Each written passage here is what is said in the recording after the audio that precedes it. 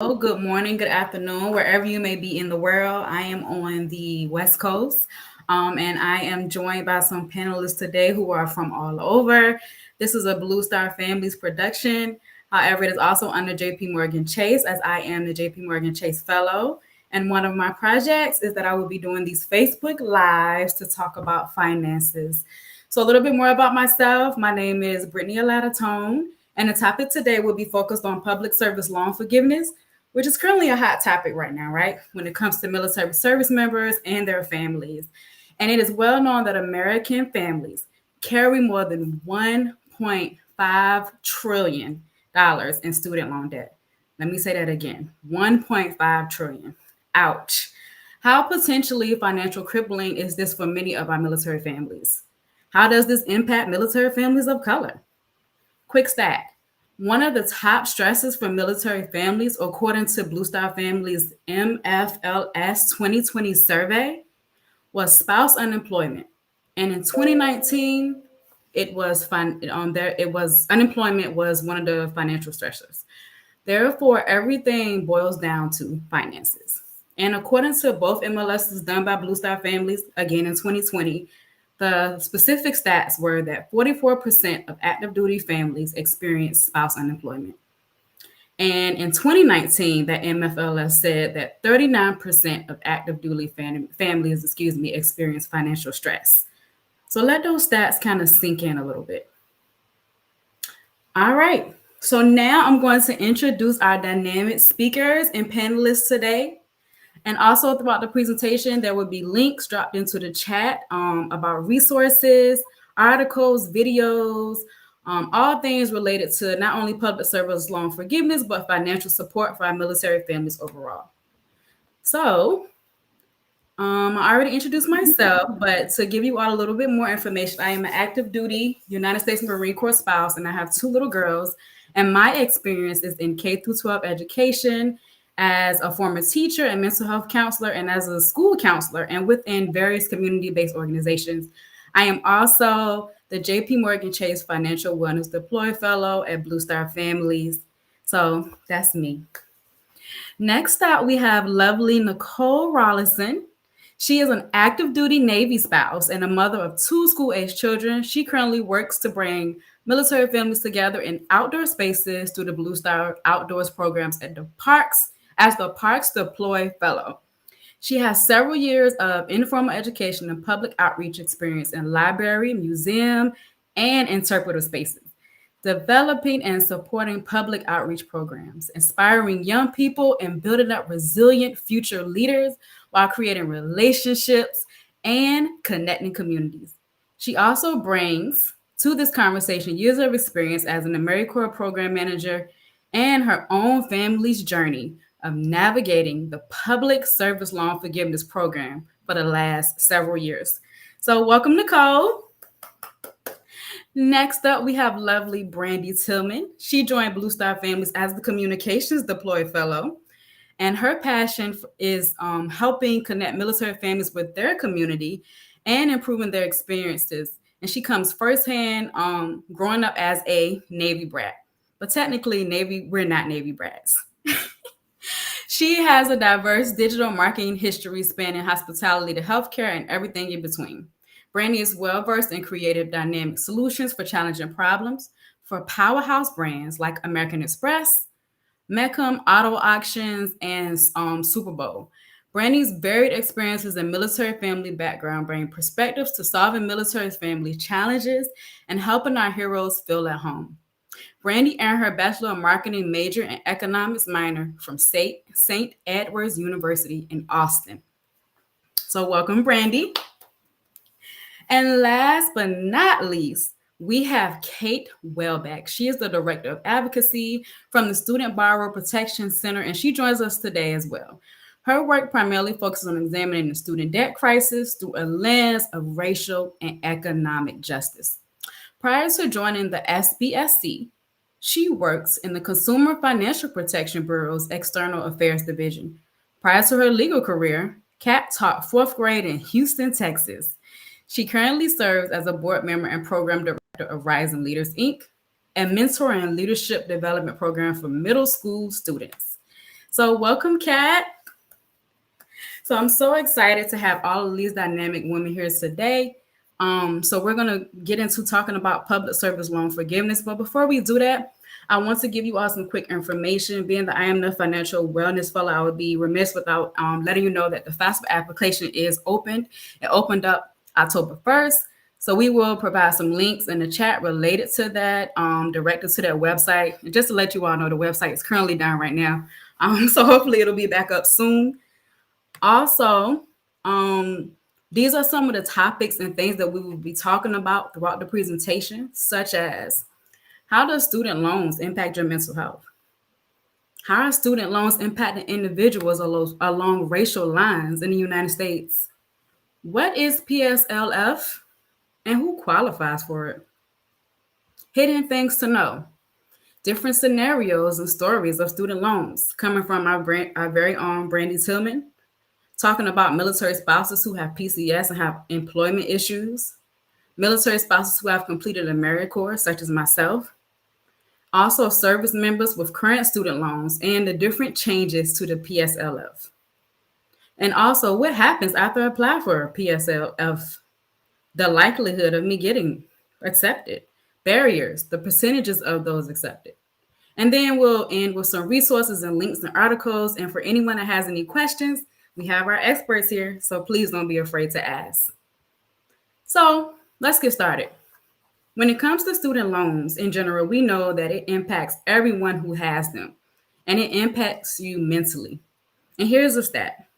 Over 60% of our military family respondents who have consistently reported that they are at least somewhat stressed by their financial situation. From again, the Blue Star Family's 2020 MFLS. 60%.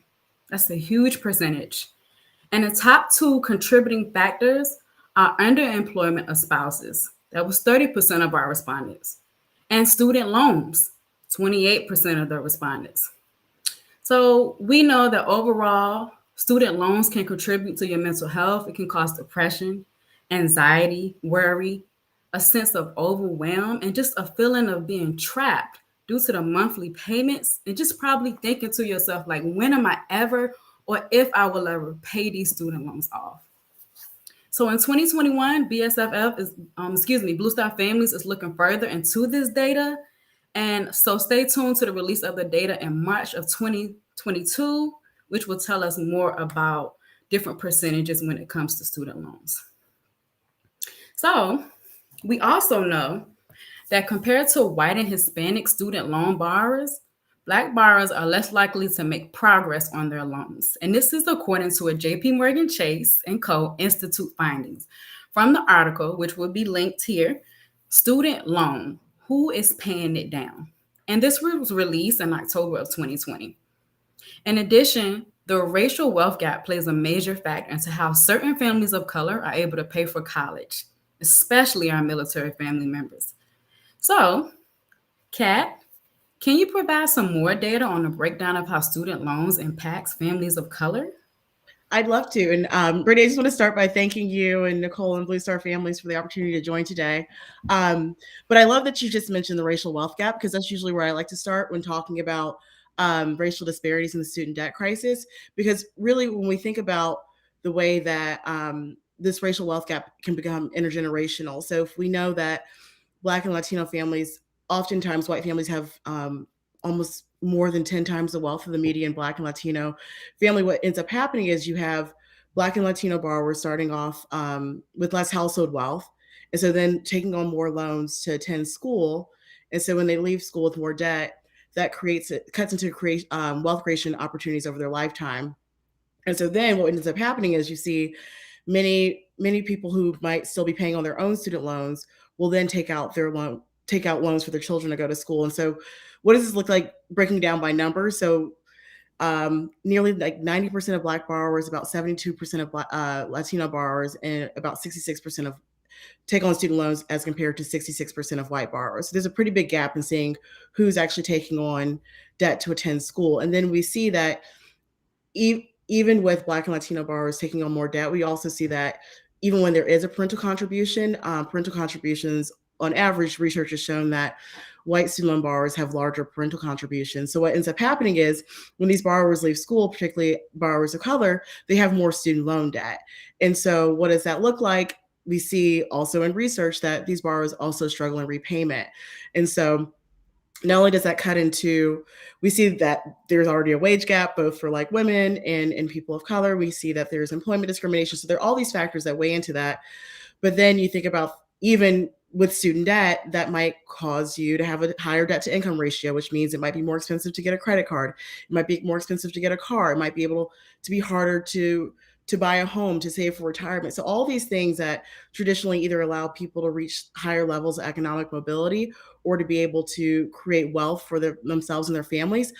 We have student loan borrowers, particularly Black and Latino borrowers, who might be essentially a little bit behind because they have, again, higher balances for student loan debt. And so what does that look like? Research has shown 20 years after starting college, some of what you're talking about, Brittany, the median Black borrower still owes 95% of their balance, while the median white borrowers pay down almost 95% of that balance. And similarly, 12 years out, the median Latino borrower still owes 83% of their balance, whereas the median white borrowers paid down almost 50% of their balance. And I can go on and on and on. I know I'm going a little long, but it's just the idea that student debt is already exacerbating these racial disparities, really kind of just contributing to the racial wealth gap. And so if we don't think about ways that we can cut down student loan debt, we're going to continue to see this divide. And so if we're going to talk about education as a tool for social mobility, it's really important to talk about what type of programs do we have, for student loan forgiveness. We're talking about public service loan forgiveness, and I know we're going to get into that. So I'll stop there so I won't go over too much. No, thank you so much for those stats. They're really startling when it comes to our families of color, and I think it is something that really needs to be addressed. And thank you for further explaining the racial wealth gap when it comes to that. So since we mentioned different programs that are out there, so tell us, Nicole, in your own words, what is PSLF? What does that mean? Who qualifies for it? And please chime in here, Kat, as well. Thank you, Brittany. Yeah, so the PSLF, or Public Service Loan Forgiveness, is a program that is administered by the Department of Education and was initially introduced by the George W. Bush administration. It offers loan forgiveness to students who have devoted 10 years of public service full-time while repaying their federal student debt in an income-based repayment plan. There are many public service roles that qualify for this program, including military service, Americorps service, nonprofit work for a 501c3, public school teachers, public health workers, first responders, and government employees. There are also specific loan types that are eligible, and those are direct federal loans. With the recent updates to the program, there may be other types of federal loans that can be consolidated and still qualify for forgiveness. But I think that that's where we kick it back to Kat, who really has all the details on what has changed in the program since that big Department of Ed announcement back on October 6th. So Kat, tell us about what's changed. Thanks, Nicole. That was a really great program overview. And so as you just mentioned, Nicole, earlier this month, the Department of Education announced changes to the Public Service Loan Forgiveness Program. As you heard Nicole say, there are a couple different criteria that give people access to the program. So it's working for public service organization, which encompasses a lot of different kinds of service, being in the right repayment plan, income-driven repayment plan, and then also having the right kind of loan, a direct loan. But as Nicole mentioned, there are changes to this program because historically what we've seen is to date, prior to this change, almost 98% of borrowers who've applied for public service loan forgiveness have been denied. And so the Department of Education— I'm sorry, Kat. One more time. What is their percentage? 98%. So of borrowers who would be eligible based on the time and length of service have been denied. And so that's insane, right? If we're talking about, access to forgiveness, people planning their careers around this program, the federal government is making a promise to, people who've committed their lives and their service to their country, to their communities, the Department of Education has upheld its end of the bargain. So there have been really major changes out of the Department of Education, understanding that, there have been some pretty big pitfalls in this program. So through October of 2022, the Department of Education has started a waiver process just to to take away some of the administrative hurdles that people have had accessing PSLF. So what it's doing is giving people who may previously have fit in one of those boxes that Nicole just described before, who may have missed out on one part of the administrative burden, being able to access the program. So for example, there are people who already have direct loans. So Nicole said, in order to access public service loan forgiveness, you have to be in a direct loan. But you also have to submit a form called an employment certification form that that says that you work for a public service organization. What this program, what it does now is it lets people who may not have had a direct loan, so people who may have had Perkins loans, which is another type of federal loan, or older FFEL loans, which are another type of older federal loan that weren't direct loans. It's letting people who have those type of loans consolidate those loans and access public service loan forgiveness. Prior to this waiver, any payment that someone made on one of those loans before, in order to get to PSLF, they would have lost all of their payment history.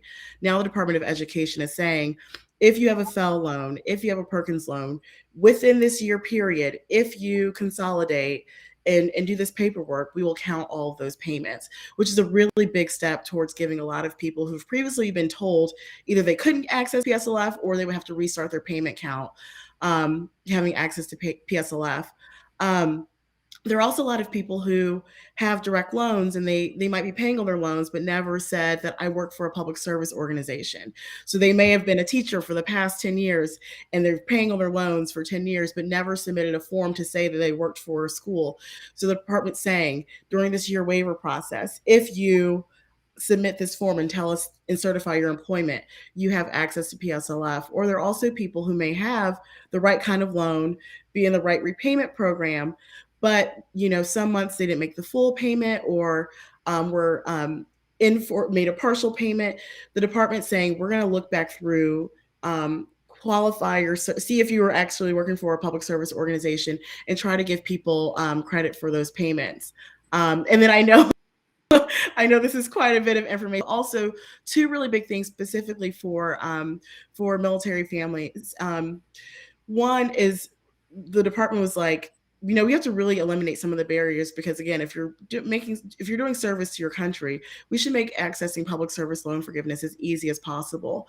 So now the department is counting active duty, months spent on active duty towards PSLF. And then also the department is automatically going to look through records of who is in service and count those months towards PSLF. So there's some really, really big wins, and we're expecting more from the Department of Education, but really excited for more people having access to loan forgiveness through this program. That's awesome, Kat. Thank you so much. And that was a lot of information, but again, we will have links and resources provided for that. And I wanted to go back to the consolidation piece because Nicole, I believe you had a story around that with your spouse. So could you tell us more about that process and how that was for you all and the different challenges with that? Yeah, sure. Thanks for that question, Brittany. So my husband consolidated his loans in early 2014. He had FFEL loans that were consolidated into a direct loan in order to start working towards public service loan forgiveness. At that point, he had already been active duty for over 5 years. And so all of the payments that he had been making towards his loan payments prior to that basically started us back over at that zero mark. And so he will be eligible prior to the updates, he would be eligible for forgiveness in 2024, even though he entered the military in 2009. So we were really thrilled to hear that this was coming down the pike. And he even actually received an email from the Department of Ed saying, hey, we think you might have paid an additional 25 payments that haven't been counted. But we're still waiting to actually see that in his Department of Ed profile. And so we're just kind of keeping our fingers crossed that that shows up hopefully before January when repayment kicks in, because that is going to be a huge game changer in our family. Both my husband and I have graduate degrees that we have financed through student loans, and we both are in public service positions. I work in nonprofits, and I have been for the last 7 years. And obviously my husband is active duty military. So we are both really thrilled at the opportunity to see at least a significant drop in the number of payments we have left. But, you know, the stories are abundant of people who were convinced to go ahead and get their loans consolidated, and then they lost a lot of steam that they had already picked up towards getting that public service loan forgiveness. So that's kind of our story. And if you have received an email from the Department of Ed, what do you think is the next best step, Kat?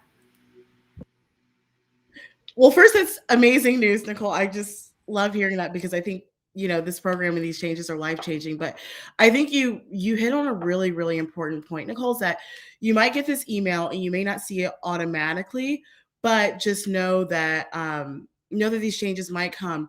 There are also parts of this program that the Department of Education is doing automatically, and there are parts that are going to require some action steps on behalf of student loan borrowers. So in the case of Nicole's husband, because the Department of Education is doing matching with the Department of Defense and seeing who has records of service, or the Department of Education is also doing matching with federal employers to see has service. Things like that will be automatic. But in terms of borrowers who have not already consolidated their FFEL loans, and Nicole was telling the story about her husband consolidating his loans. If you have a FFEL loan, if you've yet to consolidate, that is going to be an action step. So just know, as more information comes out, and as Brittany said, we'll share these resources, because I know it's a lot of information at once, but the way that the information is set up, there are going to be some changes that will be automatic, and the Department of Education should be sending those emails, and hopefully many, many more people will be getting those. But there are also a couple of action steps. So, for example, if you currently still have a Perkins loan, or you currently still have a FFEL loan, but you do work in public service, you will need to take the active step to consolidate. Or if you have a direct loan, you work for a public service organization, but you have never submitted an employment certification form to say that you work in public service, you might have to make an affirmative step to submit that form. And so the Department of Education is still sending down more information. There are more changes to come, but at least for this waiver process, those are a couple of things that I would flag to know right now. Awesome information. Thank you so much. And before we get to you, Brent, I wanted to mention one more thing. Nicole, you mentioned that repayment is starting back up in January. Again, there's enormous stress on families right now thinking about this. But there's also some changes, like with service loan changes, for instance, Fed loan. We know about them. They're phasing out. They're not, dealing with loans. So what about Fed loan and Navient? They're transferring their services out. So what do you all recommend? And again, anyone can answer this one. What do you all recommend in this case for families?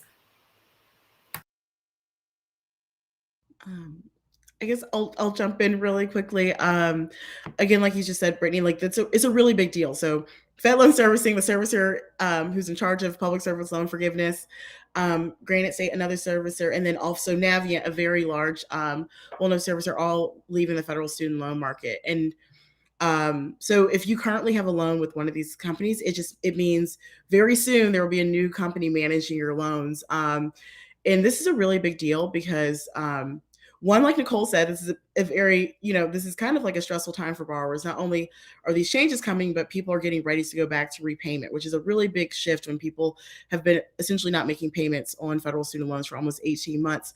But also during large servicing transfers, historically, there's been a lot of documentation loss. So people losing documents about how many payments they've had, when they made payments, the amount of all those things. So I would say document everything. So if you can download your payment history, making sure that you just have a record of all of your payments, especially if you think that you're someone who might qualify for public service loan forgiveness, it's going to be really, really important to make sure that you have all of that information. Awesome. Thank you so much, Kat, for answering that. So again, people document, print your payments out, have screenshots, make sure that you have all of that if you are a part of Fed loan servicing or Navient. All right, Brandy. So thank you again for joining us. Moving along to you and different scenarios that we can play out here when it comes to PSLF. Let's dive a little deeper. So Brandy, can you tell us more about your situation as a recent grad and former military dependent, not brat, when it comes to student loans? Sure. Thank you guys so much for having me. And I graduated in 4 years from St. Edward's University, and I have over $2,000 in debt in student loans, both subsidized and unsubsidized. I also received some scholarship money, and I still have those over $20,000 in student loans. And could you answer for me, like, what is the stress level? Like, how is your mental health around student loans? I mainly try not to think about it, so if that kind of answers your question, or else I do get kind of stressed out about it. And it is helpful knowing about these new programs that are helping with the payments. So it's nice hearing about that. Thank you so much for answering that. Again, it speaks to like the overwhelm and feeling trapped when it comes to these repayments that we have to make, myself included. So Nicole, what would be your suggestion to her? Like someone in that case, just graduating. Maybe there's a military spouse out there who has a child that is about to, yay, graduate from college and everyone is so excited, but this child has a lot of student loans. So what would you suggest to these families? Yeah, thanks for that, Brittany. I think that really kind of determining where you want to see yourself in your career path has a lot to do with whether or not you're going to take advantage of this public service loan forgiveness opportunity. I kind of knew when I went to school that I was going to find myself a career in public service as a public librarian or working as a steward of culture and information through museums or some other sort of public serving organization. And so it was, always a part of my consideration that I would at some point be applying for a public service loan forgiveness. And so, Brandy, I guess my question to you is, is going to be in public service? Do you want to make a career for yourself in nonprofits or eventually potentially serve in the military or something like that? I could definitely see myself working for nonprofits for the rest of my career. I don't know if I am cut out to be in the military, but certainly working alongside of them and supporting. Awesome. That is a really great place to start. So Brandy is interested in a career in nonprofits, which makes Brandy a great candidate to potentially have public service loan forgiveness as a part of her path towards economic mobility. I think that with $20,000 in debt, your payment plan may or may not work out in your favor. So that's the other thing, is the amount of money that you're currently making determines the amount of money that your current loan repayments are. And so if your loan repayments on an income-based or income-driven payment plan are equal to or higher than what your payments would be at that pay it off in 10 years kind of track, or just a general payment track, then perhaps the public service loan forgiveness is not necessarily the best track for you. But for many people, most people who are working in nonprofits, the amount of money that they're making is less than what they would be able to make in a corporate position of similar, at a similar level. And so this takes that into account. The amount of money that you're making every month will impact the amount of money that you pay every month. And so if you can just get started by putting in your employment certifications as soon as you possibly can, that's going to be a really great beginning point. And the thing about this program is that you don't have to say today, I'm going to do public service loan forgiveness, and you're trapped for the next 10 years. If you get a great opportunity in a for-profit organization, and you're like, yes, and I can go ahead and pay my loans off tomorrow with how much money I'm going to be making, then please do that. right? Because we want you to have the best opportunities that you possibly can. And so I think that especially with lower amounts of loans, and I know that $20,000 is a huge amount of money, but like when we think about folks who have hundreds of thousands of dollars in debt, right? 20,000 is actually a pretty small amount. So Brandy, for you, like I say, get the ball rolling and know that you have options, and feel very fortunate that your student loan debt is manageable. Kat, what do you think?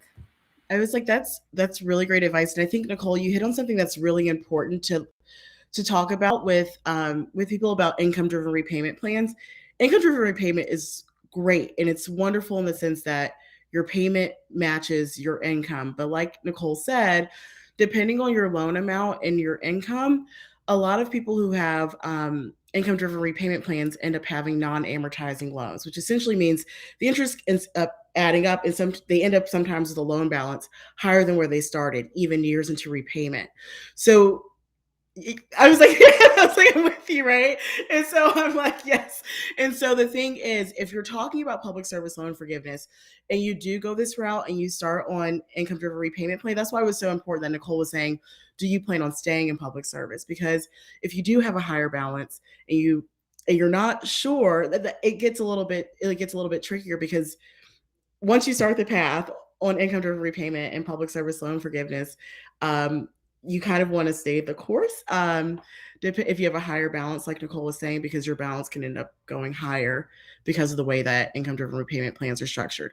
But I don't want to say that this is still income-driven repayment is a good program to be able to make loan payments manageable and affordable, but there are some problems in terms of what it means for balances as they get higher, which is also why these fixes to programs like public service loan forgiveness are so big, right? Because forgiving after 10 years is a really important step versus someone being in public service for 15 years and still having this balance that's growing. But I don't want to ramble, but Nicole, I really love that point. I think it's something we don't often talk a lot about sometimes with public service loan forgiveness, but talking about also sometimes income-driven repayment plans, there is kind of that payoff, or the trade-off is a better word. Thank you both, and thank you, Brandy, for sharing your story. As we can see, there are so many nuances when it comes to public service loan forgiveness, and just so much to think about. So again, I'm just so honored that you all were able to come on for this conversation. I wanted to move to another scenario. But first, I want to give another research statistic from Blue Star Families.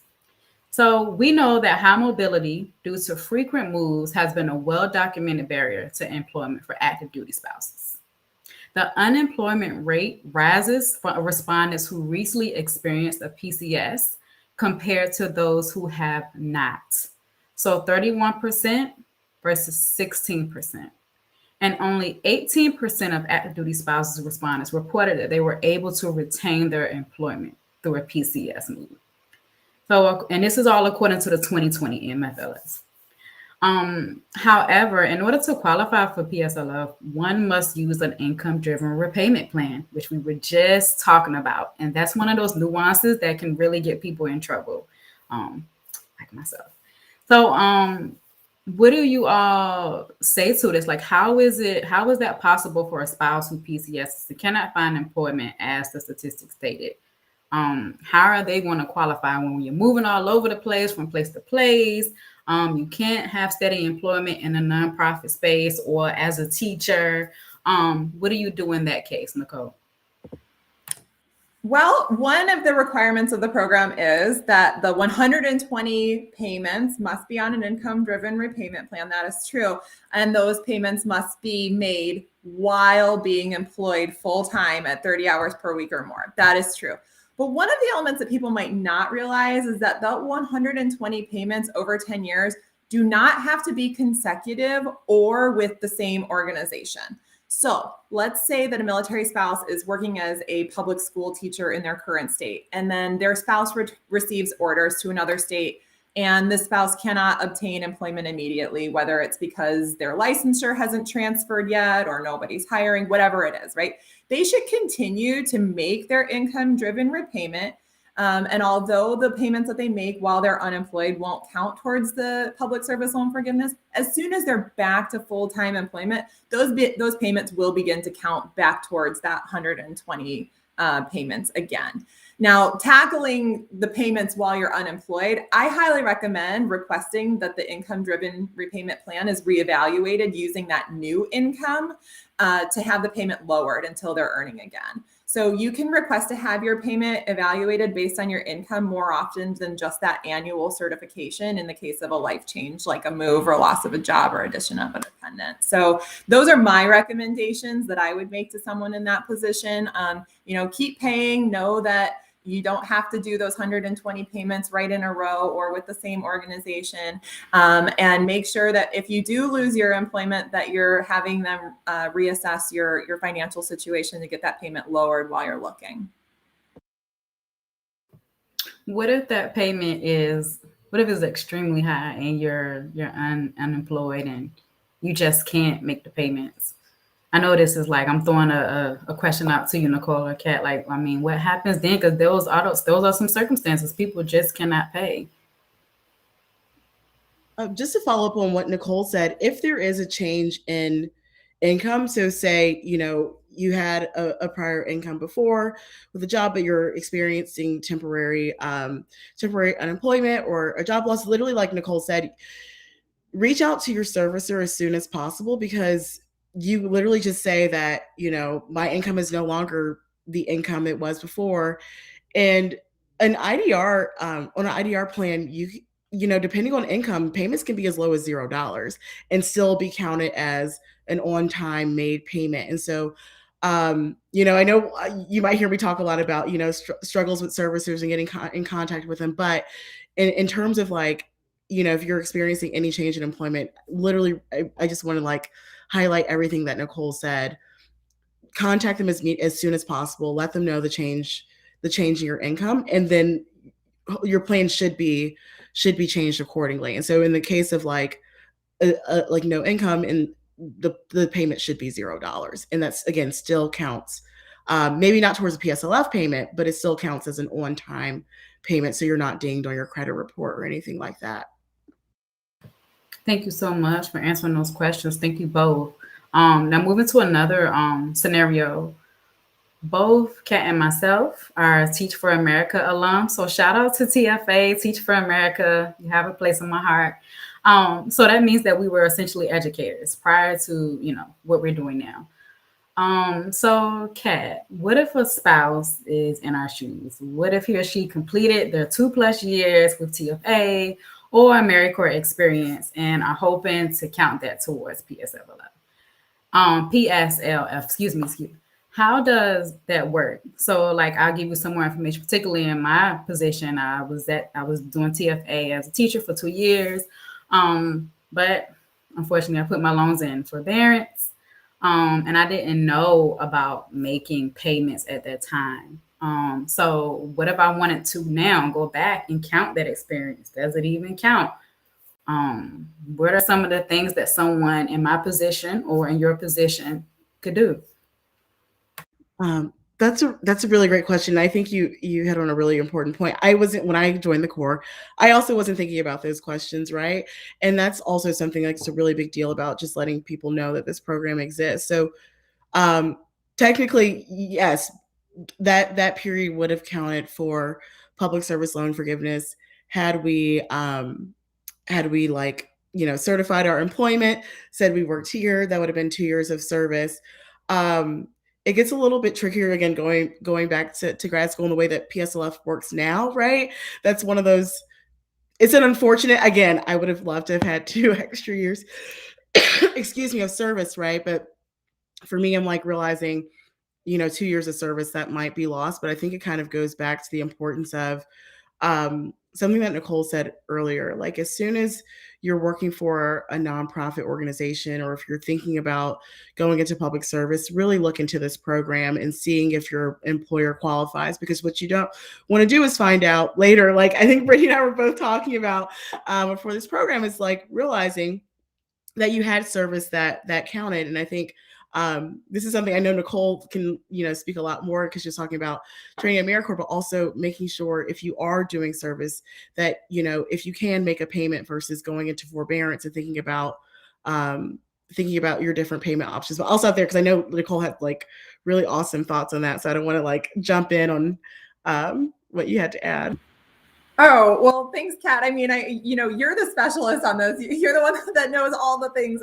But yeah, so in a previous position, I managed an Americorps program. I managed Americorps members who were entering into a year of service. And one of the very first trainings that I would provide to those team members was on what to do about your student loans while you're in Americorps. And that was not my idea, right? That was something that the Corporation for National and Community Service said, hey, you're an Americorps program manager. You have to talk about this with your team. And I'm like, heck yes, I will. Absolutely. And so we did talk about how that year of service would count towards months towards the Public Service Loan Forgiveness Program, assuming that they went on to a income-driven repayment plan with those direct loans.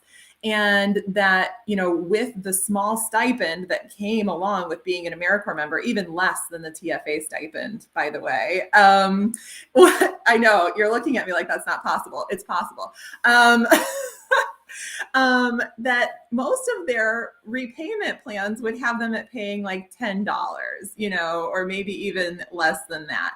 And so to stay on that repayment plan, to pay that minimal amount of money so that those payments could count towards the PSLF program, because the other option that is given to Americorps members, Teach for America, City Year, all of those types of programs, is that they can put their loans into forbearance. And the unfortunate piece with putting loans into forbearance is that during that time, you are not making payments and you have actually asked to not make payments. And those months do not count towards public service loan forgiveness. And so it's almost just like taking your choice in the matter. Most people that I worked with chose to continue on the path of making the very small payments based on their income so that they were able to use those years.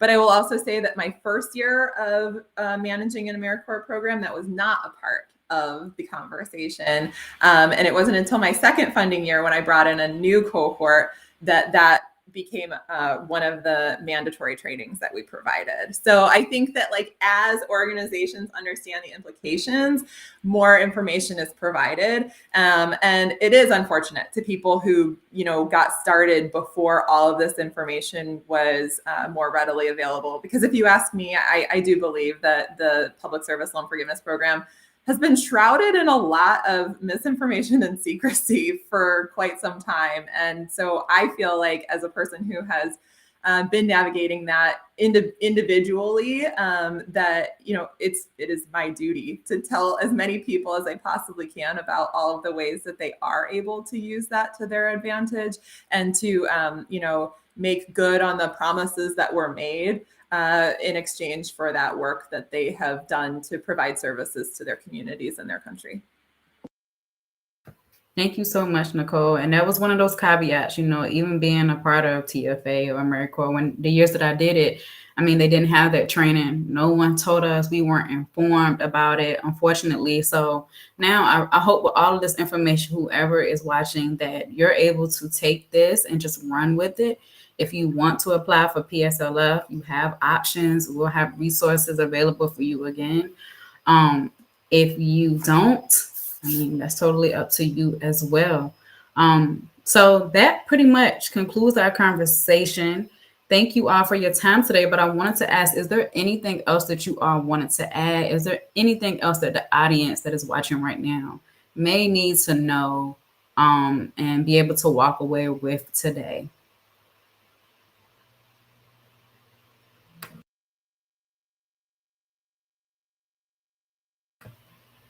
And I'm sorry, we have some questions jumping up here. So yes, questions are open up now as well. So Joanne Bates asks, I'm unemployed, but my husband who's in the Army is not. Can I have my loans deferred based on my income only? Thank you, Joanne, for your question, by the way. Thank you. Joey, and sorry, I don't know if anyone else wants to jump in, but that's a really great question. I think one, Joanne, again, thank you so much for sharing. And I think that has to do a little bit with like the with like joint filing with being married, but I would believe because again your income would be different, it would be going to your servicer and saying again, my income is not the same as it was on my last tax filing. And so there's a way that you can certify through your servicer. Again, I know it's hard when you're not working. Usually you certify either with with a previous like pay stub or with a tax filing, but you're able to essentially write a certification and say, I'm currently not working. There's a change in my income. So even if it's based on like your loans are based on like a joint filing, it should still show that your household income is different. Or if you like each have like a separate filing, again, you should still be able to say my income is no longer what it was before. But again, that's going back to please go talk to your servicer as soon as possible and let them know that there's been a change in income so that your payment is reflected or reflective of your current income. And also one thing I will say is it depends on if you have federal student loans or private student loans. Most people generally have predominantly federal student loans. And so that way you have access to income-driven repayment. For people who have private student loans, and I'm sorry if like this does not apply to anyone, but I just want to at least throw this nugget out there. Federal student loans, you have a guaranteed right to an income-driven repayment. So again, if your income drops down to zero, you're able to say, hello, my servicer, my income is not the same, adjust my payment to my current income. Private student loans don't have the same rights. A private student does not have to do that. So this is like a private student loan made by a bank versus a federal government. If you have a private student loan and you have a change in income, they're not guaranteed to offer you a repayment plan, but there are ways that sometimes you can call your servicer and ask them, can I have an alternative repayment plan, or just like talk to them. It's not guaranteed, but we sometimes tell people, it's worth asking because sometimes they'll give it to you. And so it's just one option that's in a space where there's not a guaranteed right to income-driven repayment plan or a forbearance, but instead of it having a non-payment or on your credit file, being able to talk to your private lender about the possibility of working that out. So I just like to throw that out there. I know like most people have federal loans, but just in case someone does have a private loan and is wondering the same thing. Thank you so much for answering that. Joanne, if you're still watching, I just wanted to make sure that we did answer your question. You could just let us know in the chat, or if not, that's okay too. But this is a chance to also from the audience to ask questions. And then as I have opened it up to you all before, is there anything else that people need to be aware of or know that you can think of at this time? I feel like we really talked a lot over the last couple of minutes. And so, I just want to give you all that are out there my solidarity. I know what you're going through. I am going through it with you. And please do not hesitate to reach out to us if you ever have any more questions. And we will do all we can to make sure that those questions get answered for you. We want everyone to succeed and everyone to be able to get these loans paid off, paid down, or get forgiven. Definitely. Anything from you, Kat? Again, I am also agreeing with Nicole. I want as many people as possible to be able to access this program, and so I really hope that I know Brandy's already said, but she's going to share resources after the call. But really, share as broadly and widely if you know that people who could benefit from public service loan forgiveness. Just please get the word out, especially with there are likely more changes to come out in the coming months as the Department of Education, revamps the public service loan forgiveness program. But for at least for this year until October 2022, the changes for people who have FFEL loans or Perkins loans, or people who may have never submitted an employment certification form but worked for a nonprofit and maybe have a direct loan, those type of programmatic changes, those are more so time barred to really getting people to check into this as soon as possible, so that if you could benefit from the benefits of this temporary waiver, that you can get access to them.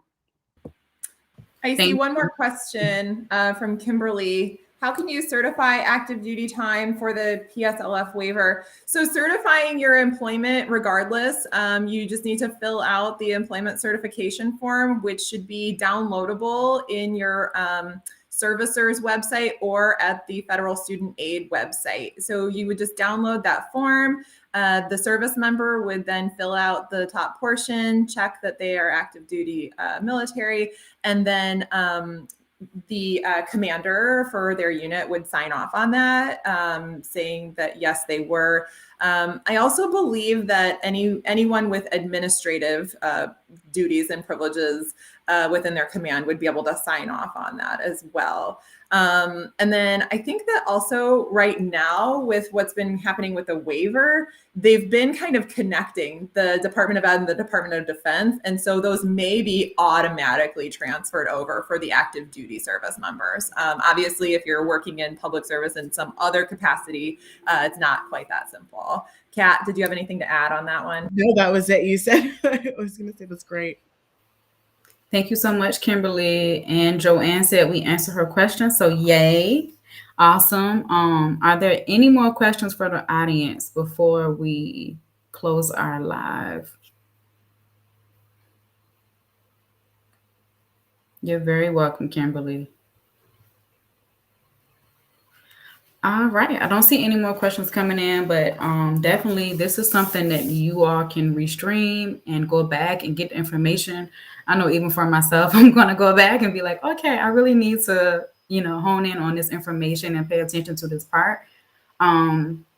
So, okay, I'll stop here. There's another question from Carly Howell. She says, as a mother of a current college student, this is such useful information to have before he has to start repaying. Thank you all. Carly, you are very welcome. This is exactly what I wanted families to receive with this information. I'm just so excited that we can spread this information and awareness to our military families and to any family who is tuned in right now. So thank you all so very much. If you have any more questions, if you want to know more information, please go to bluestarfam.org and click on the financial resources tab. There will be other information coming from me about this topic. There will be a section about this specifically with links and with resources. So definitely please go to that site. And our next month topic will be about Small Business Saturday and military spouses who have business with a specific focus on military families of color. So if there is nothing else to add, I want to thank these dynamic women for joining on this restream and joining on this live with me. You all are just so awesome and so full of information. And I'm just thankful that you all lent your expertise at this time. Thank you, Brandy, so much for joining and being so vulnerable and sharing your story. I am just so excited for this. Thank you, Blue Star families. Thank you, JP Morgan Chase. Thanks, everyone, for tuning in. And I hope that you all have a lovely day.